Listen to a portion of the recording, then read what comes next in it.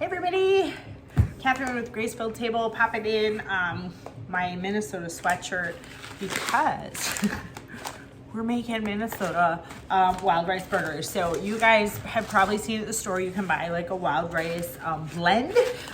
So we're not gonna use that for this recipe. This is just a true wild rice.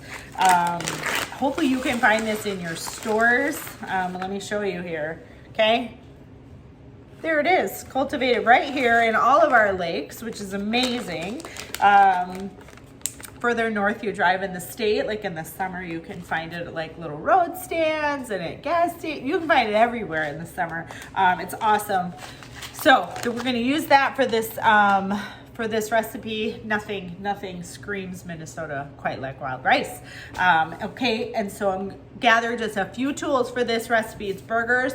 This is a great recipe to make a ton of and make a mess once and make bags and bags of burgers. If you are somebody, if you really enjoy this recipe, and if you're someone who likes to maybe buy the pre-made patties that are already frozen, this is a way to, take this recipe and kind of do that same thought process where you just make a bunch.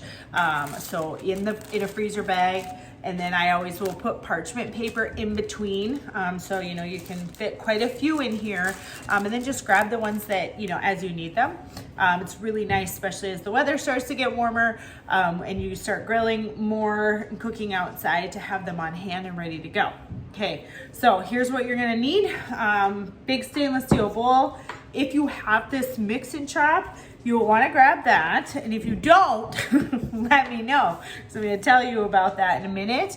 Let's see, I've got a big scoop, which you don't necessarily need. I just like to not touch things as much as possible. We've got a burger press. Also something that you could do completely by hand.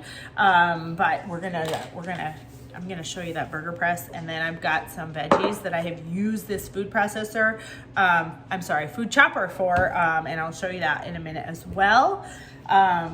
So that's kind of what you need. And so we're gonna go ahead and get going here and make these burgers together, okay? So in this bowl, I've already got my beef. It is thawed, but this is like your mixing tool. This is a champion in the kitchen. This is amazing for any type of ground meat that you do on the stovetop, but it's also great for things like mixing burgers because you can keep your hands clean, okay? I am going to add in some salt and pepper, and you just do that kind of to taste, okay? And then for our seasoning, we're gonna use this 3 onion rub. This is amazing. This is one of my favorites in burgers. Okay, and I've actually doubled up this recipe for the exact reason why. Look at that. Done. I told you earlier we're gonna have these for dinner tonight, and then I'm gonna get some in the freezer as well.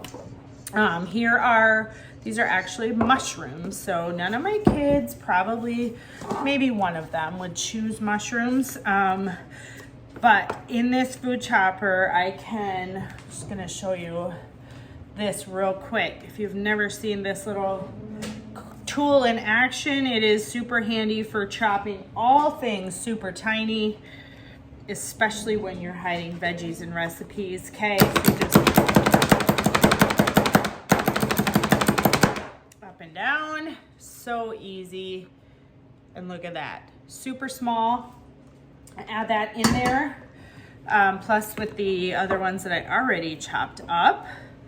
And so also green peppers. You could add in some extra onions if you wanted. Any of that's really awesome in this recipe. And then the wild rice, you will want to cook this ahead of time.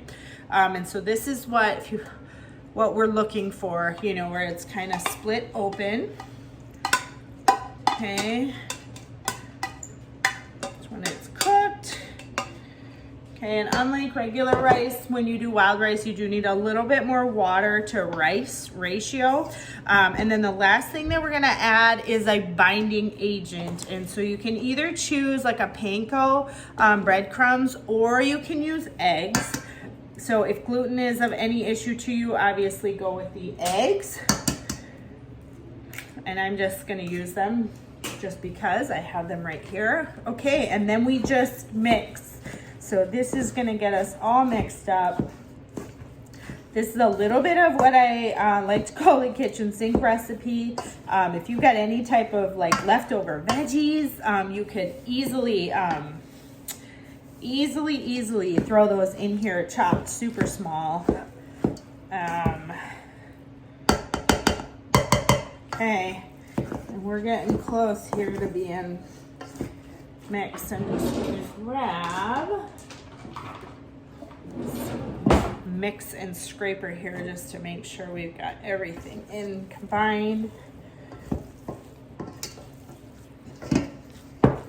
So, and if you don't mind getting messy, or if you've got gloves and want to do this, you absolutely could do this by hand. But I think you get the point, right? You just mix until it's well combined.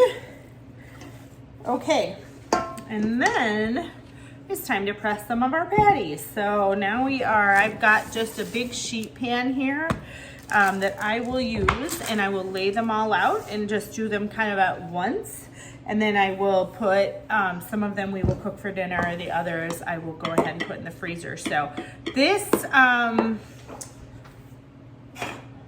burger patty press is super handy. So this will be like full size. It's got a silicone base, so you can easily push your burgers out. And then it's also got this little attachment. And then when you flip this over, you can use this to make sliders. Okay, so that's kind of a nice option. For this, we're gonna go ahead and do full-size burgers. And I'm gonna do just kind of a big scoop here. And then this you will do to kind of what size you like for your family. So you'll notice here, this little dimple, that's an important piece of making a good burger. If you're doing this by hand, I just use thumbs and kind of make that same dimple. It doesn't have to be very deep, but it will help. If you've ever made homemade patties when they cook and they get about like a brick, that dimple will prevent that from happening. So you missed that there, but that is, we'll do one more here together, and then I'll make sure you see this, how easily these come out of here. Just obviously tip that over, and here you're just gonna push on the bottom and out they come. So this is, there's the burgers. So it's not a ton of wild rice incorporated in there. If you want more, go ahead, right? Always, these recipes are intended to be flexible. I'm gonna finish pressing the rest of these patties, and then I will be back to show you guys some new, some finished product. Couple things just in pairing these. So roasted potatoes would be great, or we're doing something super easy tonight. These rosemary French fries are one of our favorites. So I've got a couple bags of those already in the oven. And then I always like to keep just some frozen veggies on hand. So this is obviously broccoli. I just did a olive oil, and I'll add some sea salt to that, and then I will just roast those in the oven. So that'll go in the oven, and then I'm actually gonna cook the burger patties inside on this. I love cooking with stainless steel, cast iron. I like stainless steel as well. But this one is awesome. It's a grill pan with a press, and so I'll be able to fit a good, maybe 4 burgers at a time, maybe 5, and then this sits on the top as it cooks. So you get those awesome sear marks, and you can cook inside without another major appliance or anything like that. So this is an awesome option. Yesterday it snowed like 20 inches here, so I'm not digging out the grill. That is the best way to make these in my personal opinion, but this is gonna be a pretty awesome plan B. So stovetop for those, and then we'll get some in the freezer, and make sure to catch the pictures at the end with finished product. And then also, you guys know the drill, right? Like, share, subscribe, tag a friend, all those awesome things so you don't miss anything. Appreciate you tuning in, and hopefully you enjoy your burgers. If you're not sure about how to get the recipes and the plans, go ahead and click on the links in the comments. It'll take you over to get some demos, and also just give you the instructions on the menu and how they're built, and how to get those, you know, in your own kitchen. So we'll talk to you soon.